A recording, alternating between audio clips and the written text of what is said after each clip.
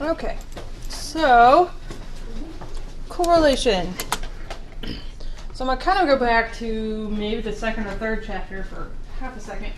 Talk about research design versus statistics one more time. So experimental designs are where I manipulate the independent variable.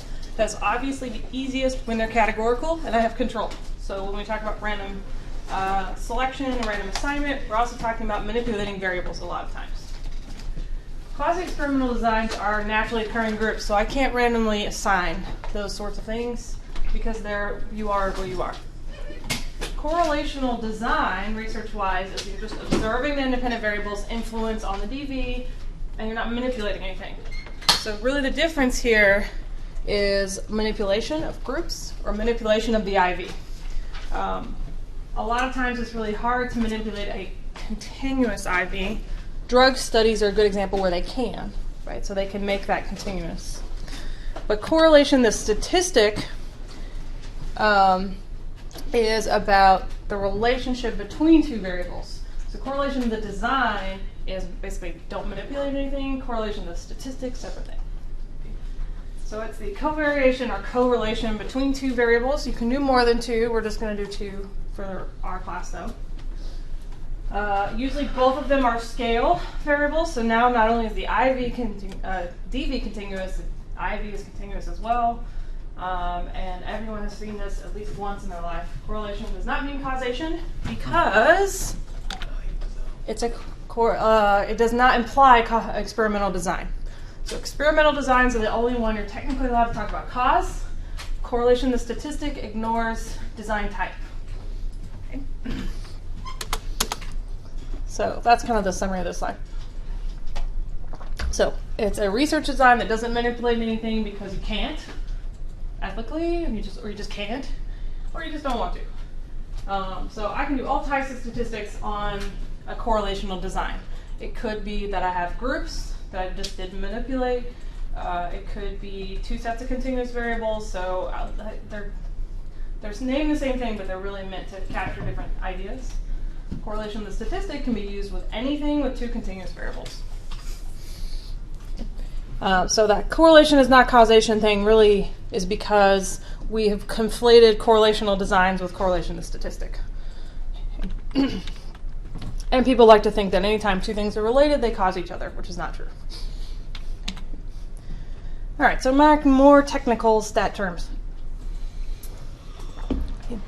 An important piece to get in this section is what does a correlation actually tell you? Because I'm pretty sure most of you are pretty familiar, or like you have an idea of what a correlation is. You have enough information to be dangerous, right? So it tells me two pieces, direction and magnitude. So direction is the relationship of the variables. Do they go up together? Does one go up, the other goes down? Is there no relationship? Magnitude is by how much strength. So how strong is the relationship between two variables? So for direction, so it can be either positive or negative. And I have slides for this, but I'll go ahead and draw it. So positive, they go up together. So as one of them goes up, the other one goes up, which means it will always lean to the right. So if the dots are heading to the right together, positive. A negative relationship. As one goes up, the other one comes down. And so it leans to the left. So if you know anything about other languages, left is always a word for something that also means bad. So left, negative, that's how I remember it. But I guess this would be like as the week approaches, so as we approach the weekend, happiness goes up, right, for most of us. As Monday approaches, happiness goes down. I don't know. I have a lot of different examples throughout this, so don't close it all the way or it'll beep. The door is still broken. So here are the slides for it. What do they have as an example? SAT score and GPA, because books are not nearly creative enough. Our example for the demo is bars and churches. Okay, so as you have more bars in an area, do you have more churches, and vice versa. So for SAT score, supposedly the higher the SAT score, the higher the GPA. It is not that pretty in real life. So you see how it leans to the right? So this way. Negative, so nights socializing per week and GPA. They're trying to tell you something. Study more. There's so many study examples in this section, right? As you go out more, study less, I guess, your GPA goes down. So a negative relationship. I don't know, that the person that spends 4 nights socializing and has a 3.0. Right. I'd be pretty happy with that. There you go. Well, at the same time, there's only like, what, 8 points? Yeah. And none of which crest over 4, so like you have no like... 4? No, 4 the GPA. 4? Well, like that, even that one, th's not the top, so like you don't Oh, have like, I an see. absolute like... Yeah, that's restriction or range. Well, We'll get there in a little bit. That would be at 0. Okay. So a perfect positive correlation. That's interesting. They have it like backwards, right? So if you're skipping, you're making a good grade. That's weird. This is the book's line too. Anyways, a perfect positive correlation. They all line up in a perfect straight line. The line can be like different. It could be like almost straight up. So it doesn't have to have this like 45-degree angle. But all the dots are perfectly in a line, like they're marching. That's the way I think about it. Yeah. Okay, this is probably the better graph. Right. So perfect negative correlations. You'll never see those. Okay. Just don't happen. Now for magnitude, and we're going to play a game here in a second. It falls between -1 and 1. So if you get a correlation of 1.25, you've done something wrong. It's the value of the number that indicates the strength. So the sign just indicates direction. Is this one is either positive or this one's negative. The magnitude is how strong. So things close to 0 are weak. Things farther away from 0 are strong, which is very similar to the way we talk about distributions, right? So 0 is nothing, closer to 1 is something. Because correlation is standardized. So it's always between 1 and 1 because it's a standardized statistic. So we want things closer to 1. Those are stronger.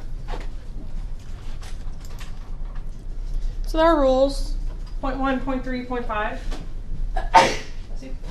So you can, I don't want to say don't forget 2, 5, and 8 for colon C, but we're not going to use colon C again this semester. There are like 2 weeks we have left. So 1, 3, 5.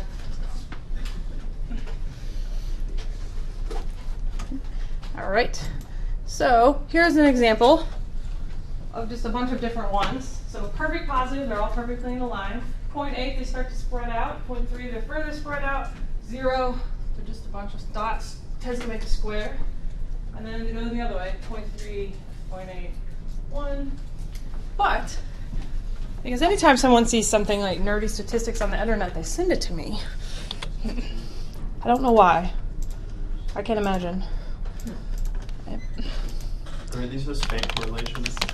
No, I have that a little bit later. Sales of cheese versus like deaths by hanging. There's a game on the interwebs called Guess the Correlation. Name of the website, yeah. Okay. Okay, fine. Let's make up a random one. There. Yeah. Play. There's a 2-player mode.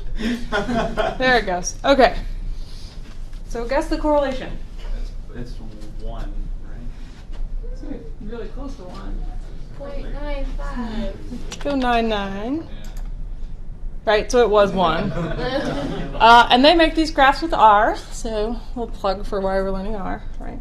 So we got close enough. We're good. Now what? Ooh, that's like a 0.25. Or like 0.4. I might go a little higher. I say like 0.7. 0.9. Too high, maybe 0.5? Let's see. Oh no, 0.7 was, wait, why did it give me a 0? You did, I think you did 0.20. Oh, crap. Okay, well you were close. Okay, what now? 0.2. 0.05. 2. It's always higher than you think. 2.6. Yeah. 0.6. 6. Yeah. Maybe a lot. Well, 0.75. Okay, so P.S.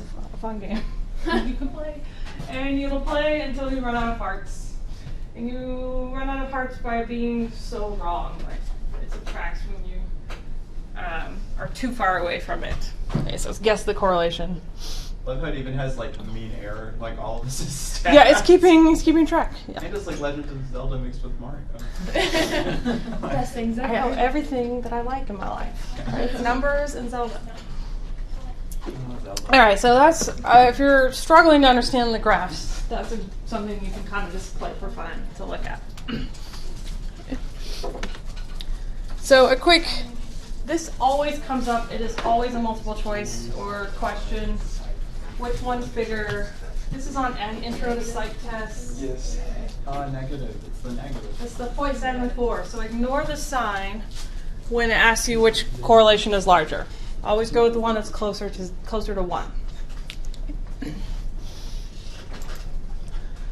Okay, so this gets into what Caleb was talking about a minute ago. So there is a 0.91 correlation between ice cream consumption, wow, and drowning deaths. And so really there's a third variable involved. It's heat. Right? So people eat more ice cream in the summer months, and they go swimming more when it's hot. So eating ice cream does not cause drowning. Maybe it's grief causes you to eat more ice cream and then you fall into a pool. I'm not sure. But one of the things we have to deal with correlation is all the different issues with it. So it has a lot of problems. Here's another silly example. There's like tons of websites about the third variable problem. So babies named Ava, house pricing index. Right, they're almost perfectly correlated. This is M. Night Shyamalan movies and total newspaper sales. So they tanked together. So these are actually probably unrelated, whereas this ice cream one really is they're both related to something else. And sometimes it's hard to know which one is true. Is it because there's a third variable? Or is it because they're actually just spuriously related is what that's called. Speaking of third variables, so I have a funny cultural competence story. I had this moment recently. So I was talking about another statistical design that is testing for the third variable, essentially. Like if I have these two related things, I think there's this third variable involved. So I made the third wheel joke, right, as I was talking.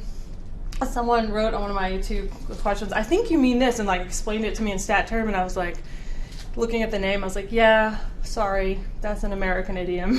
That apparently did not translate well. Oh, that's right. Third wheel thing.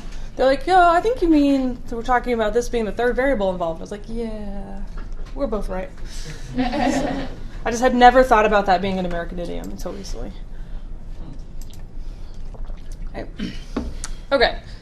So correlation altogether tells us those two things. How they're related, direction, and magnitude, strength. Okay. So there are lots of things in the world that are correlated, so we have to think about what that means to say something is correlated.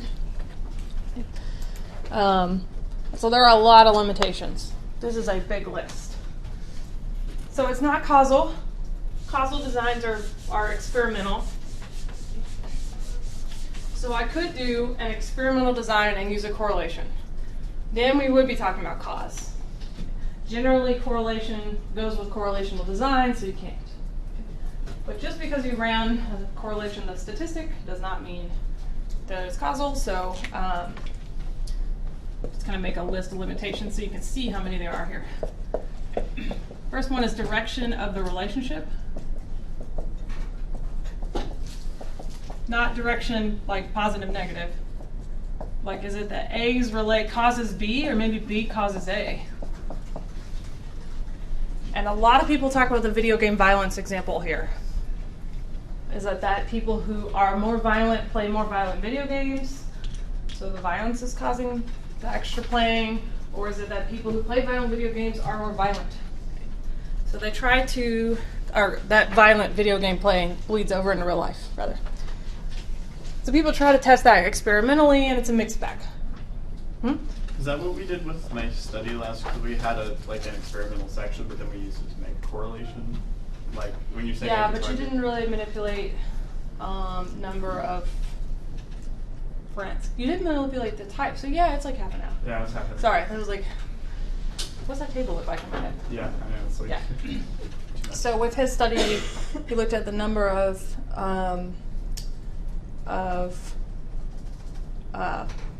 homosexual friends. Sorry, I was like, that's the word I'm looking for here.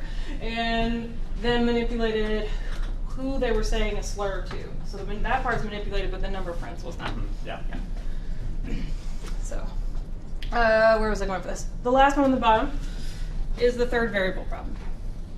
Maybe it's C that causes both. That's the ice cream heat one.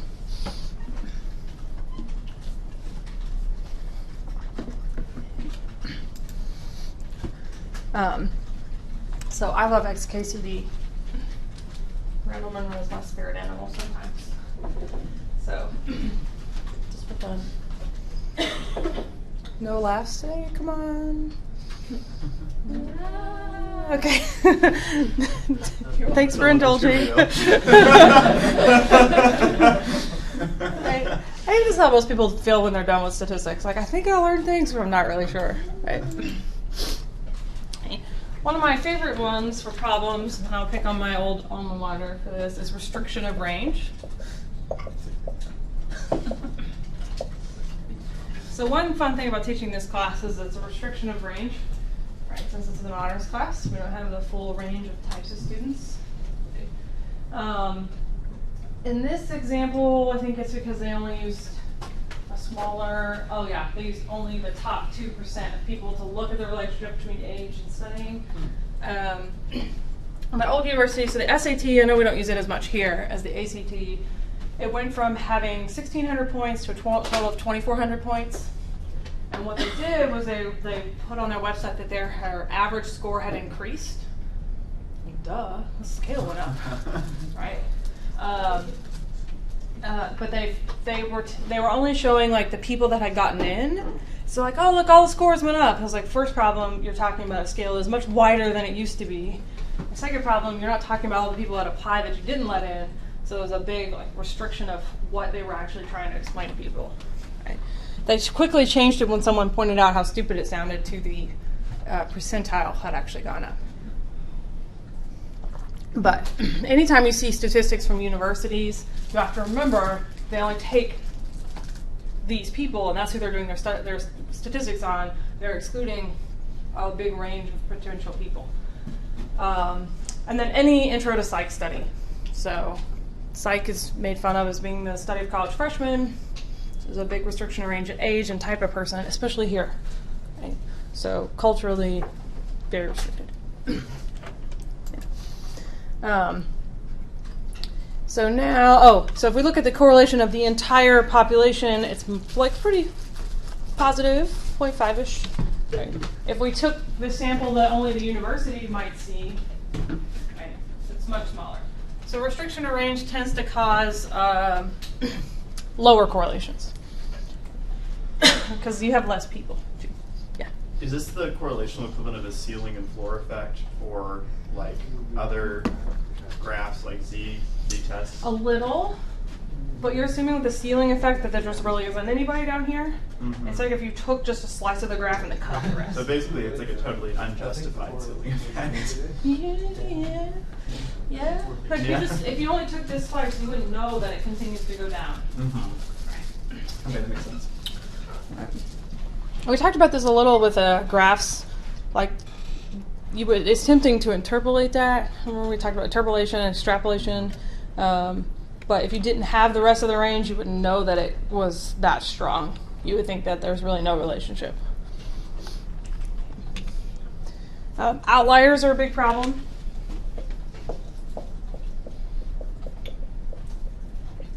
So the outliers negatively impact the mean the most. But when we're talking about correlations, anytime this sort of thing happens, where you have a big gap, it really messes up the correlation. Sometimes outliers help your correlation. In this example, it goes from being +1 to a -1. So it makes a big difference on the study. Okay. So outliers can be problematic. That's why you always want to make a plot and look at the picture. All right, I think that's it for now. Big four. Well, some other ones we'll talk about later. So if I'm defining, like running a hypothesis test with correlation, we're going to use Pearson's correlation coefficient. You've seen it listed as just R. So little r. And we're specifically going to do the math that's involved with Pearson's. There are other types. There's rho and tau. Big R squared that we did for ANOVA when we were talking about effect sizes is a slightly different form of this. It's just squared. Okay. Sometimes we'll use rho. So rho is like this.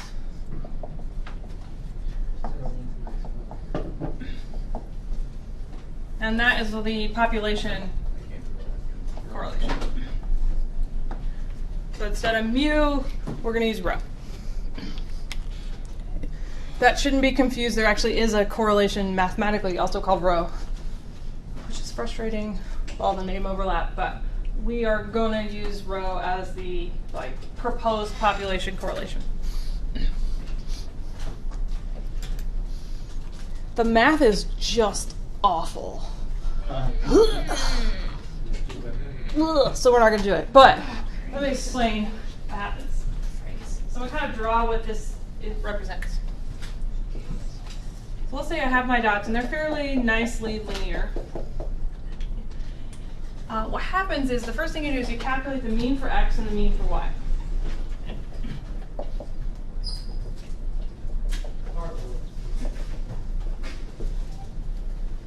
What we do is we figure out how far away each dot is from x and from y. So, bless you. All of these dots x, y's are going to be negative. No, x minus the mean, positive. All these dots y, y's are also going to be positive because it's y minus the mean here. So it's going to be positive times positive.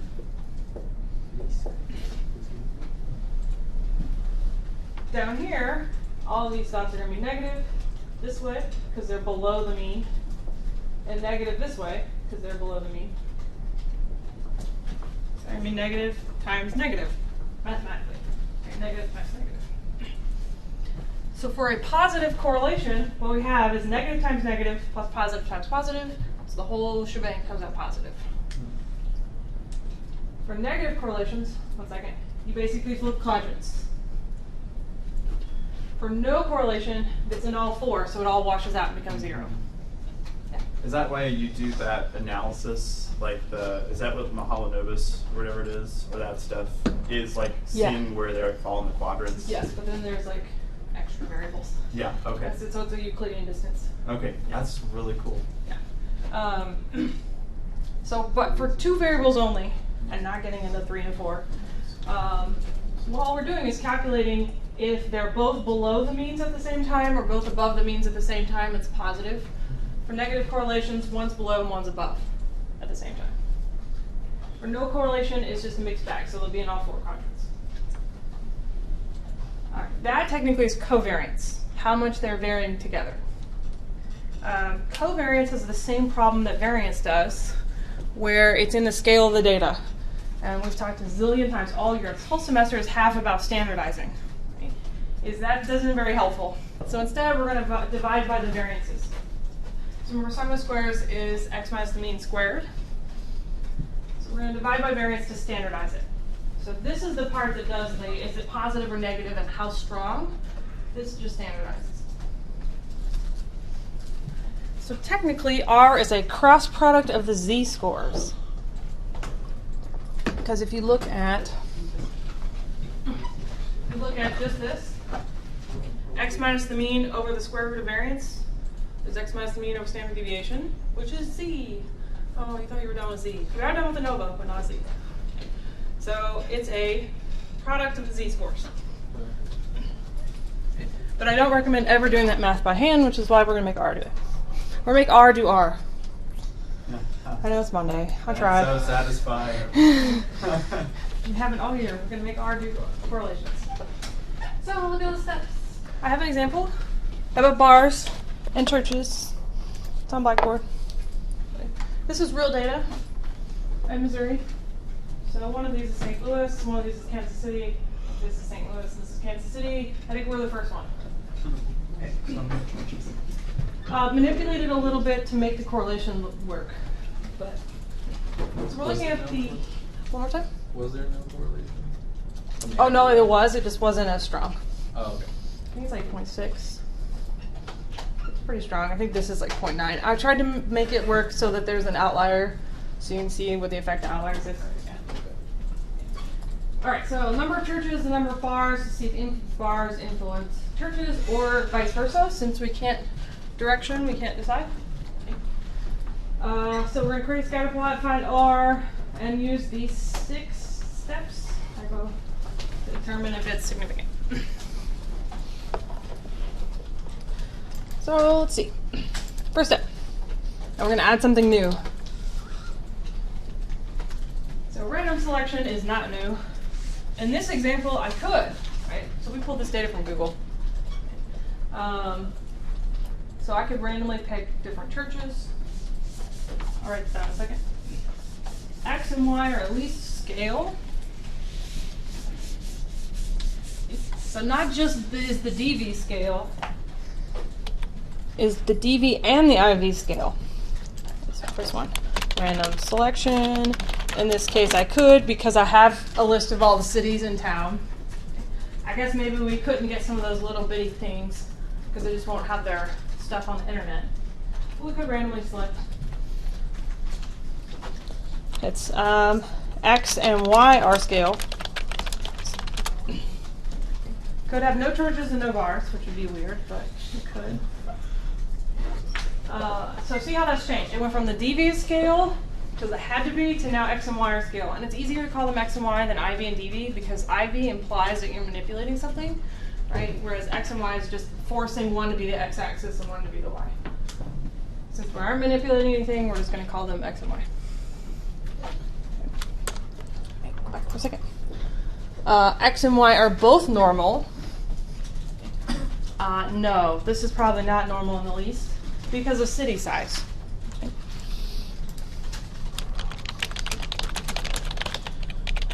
Let's go with no. So now I have to do both. And then a new one that's not homogeneity, but sort of.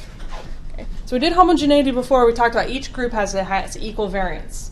Now we're actually going to talk about homoscedasticity. This is a seriously spelled word. I don't know why no word knows what it suddenly knows how to spell it, but okay. So homoscedasticity is equal variances in a continuous way. Instead of group 1's variance is equal to group 2, the variance is equal across the entire spread. So what you do is you look at a scatter plot. Let's say this is our graph. Right? And this is why I always draw this like line around it. It's old habits. You want the spread of the dots to be equal all the way across X and Y. So the spread across X and Y here is roughly equal. So no UFOs, megaphones. This is the more common issue where the spread gets bigger. You get this megaphone effect, where it's small at the bottom, big at the top. It's always used to joke, no cheerleaders. Snakes eating dinner. Oh, right. I have goofy examples. So, where it's skinny and then it's fat in the middle. Right? So, UFO snakes. That is technically what homoscedasticity is. I don't know why they call it homoscedasticity in both chapters, because it's the same idea about equal variances, but the implication of the type of design is different. Do we need to know the terms like UFOs? No. It just helps you, like, what is it? The technical term. We just just want the great dill pickle. That's all I want. Yes. I guess I've never thought about it as dill pickles. We have talked about these being Doritos. Yeah, I was gonna say. Yeah. Anyway, so the way you assess that is you make a plot. Okay. So we're going to go back to ggplot. I know we have not done ggplot in months, but that thing you learned at the beginning of the semester, we're going to use it again. So, That's awful, sorry. yeah, you're fine. Don't shut it all the way. So import the data set from Blackboard. Where is it at? And then if you are on a school computer, you will need to install ggplot. So hopefully this will not give us any grief.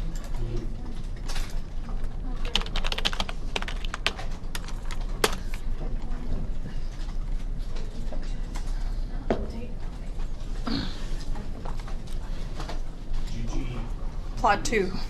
What is that? ggplot 2? No, the movies.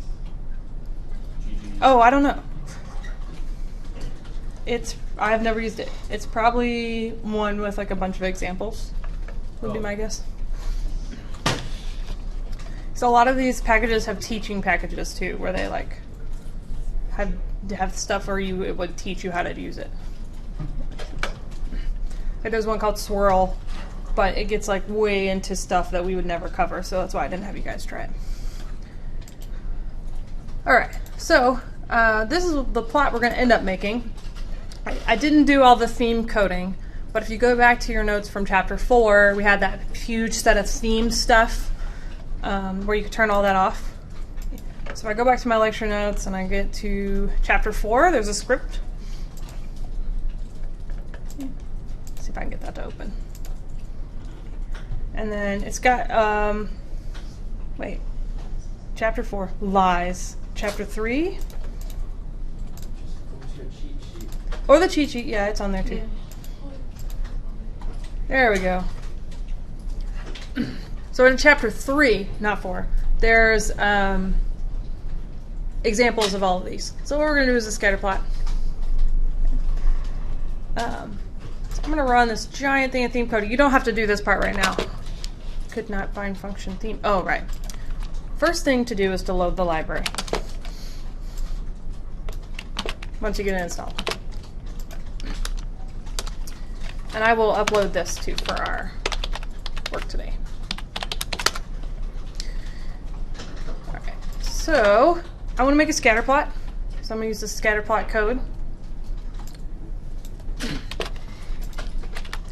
But I can also type it to show you what we're doing. So it's my plot, or whatever you want to call it, equals ggplot. A little bit bigger. There we go. First thing you write is the data set name. So just a reminder of what all these things are. So I have mine imported as chapter 15. AES, that always stays. It's for aesthetic. And then it's X, comma, Y. So let's put bars on the bottom. And then churches going across on Y. You can switch those. This is scatter plots. You can do it either way. Correlation stays the same. The scatter plot just like flips. Remember, when you make a ggplot, it does not actually add anything to it. It just kind of is like, okay, I have this blank plot. What do you want to do with it? So I'm going to do my plot plus. If you have the theme stuff loaded, you can add the theme. If you don't do it. It's geom point. That's going to add the dots. And then I can add X and Y axis labels. So X lab for X. So what do I put on X bars?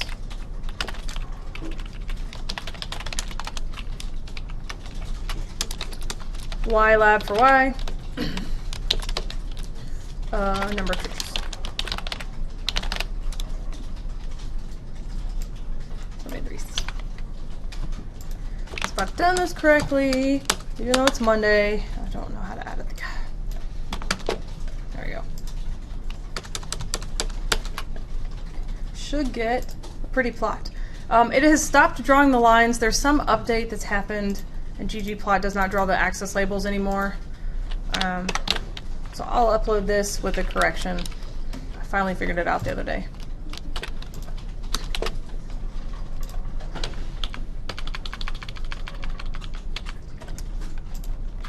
When they fix the code, it messes up all of our examples. That one has lines now. We should get this plot, or at least the one that's in the notes. So a good example of an outlier, 2 outliers, right? The 2 biggest cities, either Kansas City and St. Louis. So if we look at just this little portion, we may not get a correlation. If we can include all the cities, we're probably going to get a nice correlation. It would be positive if I played connected dots. But back to our homoscedasticity question. So does it meet the assumption for homoscedasticity? And I'd say yes. If I drew a line around the dots, it's pretty, I guess, pickle-shaped. We're going to go with pickles. You know, it bows out a little bit here, but it's not too bad. So you just want it to be fairly pencil-shaped is actually how I would have described it. It's one of those things like when you see it sort of things. So let me show you an example.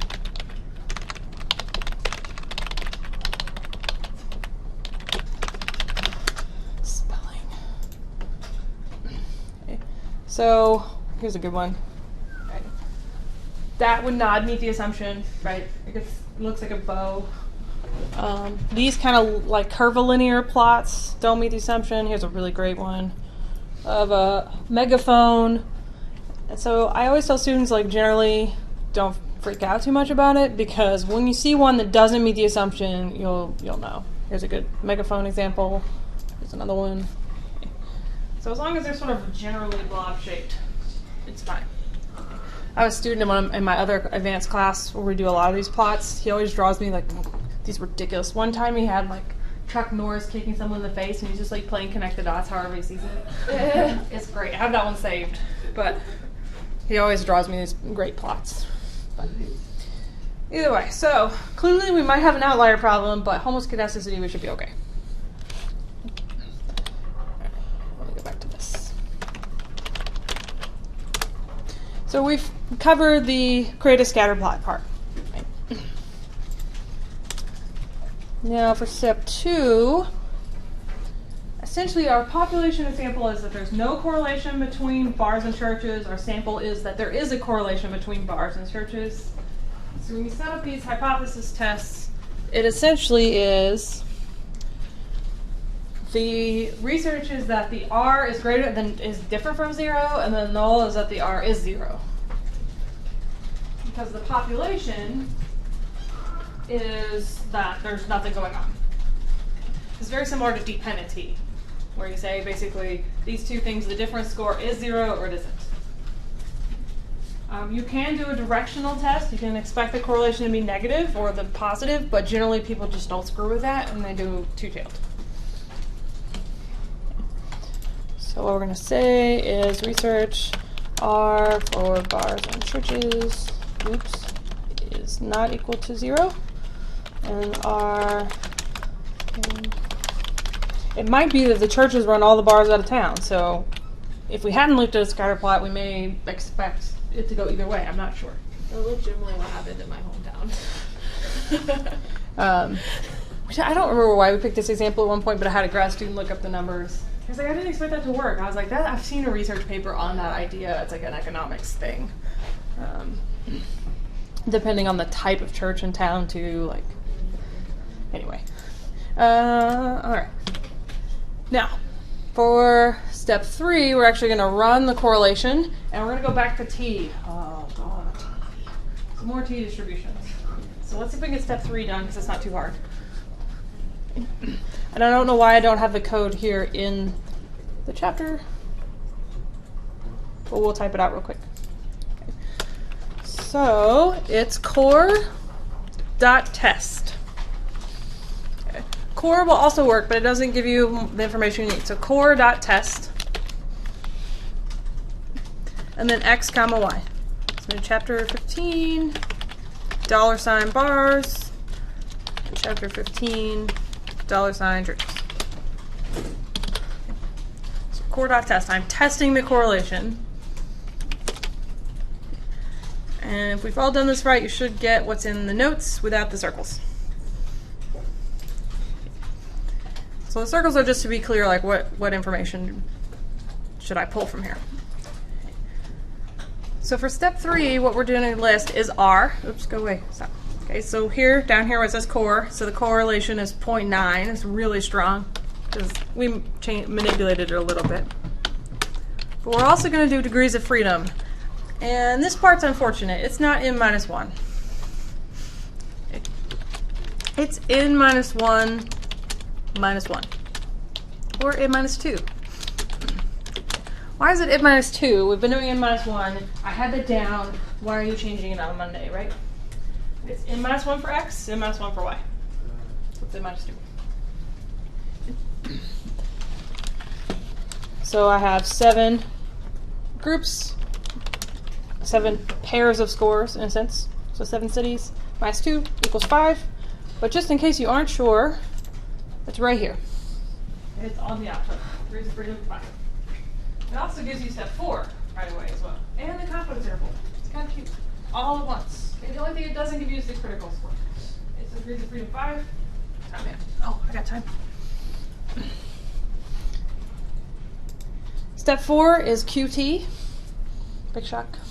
Okay, so we're using the same formulas we've been using for t-tests. We ditched F, but we hung on to T. So QT, 0.05 for 5 P less than 0.05, divided by 2, because we're not sure if it's up or down. Degrees of freedom next. 5. Lower tail is false. So I got 2.57 plus and minus.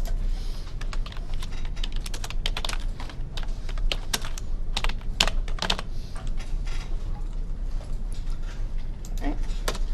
For step 5, so step 4. Technically, this is the formula. So I wanted to give you the formula just in case the book gives you an example R and says calculate T. So this is the nasty math on it. You see degrees of freedom is right here. So n minus 2. This is just R. So 0.9. Or I can just use the output. So 4.74. So it's kind of like F. We get all the numbers when we run step 3, but here's T. So is that significant? Yes. Okay. So I'm going to reject the null because step 4 is much larger than step 5 is much larger than step 4. Okay. It's a t-test, so reject. And I will upload this thing on Blackboard. And then the quick, what does that mean? If I reject the null, there's a significant correlation. Bars are positively correlated with churches. If I don't reject the null, there's not a significant relationship, at least in this data set. So just an interpretation issue. All right, great. I'm done.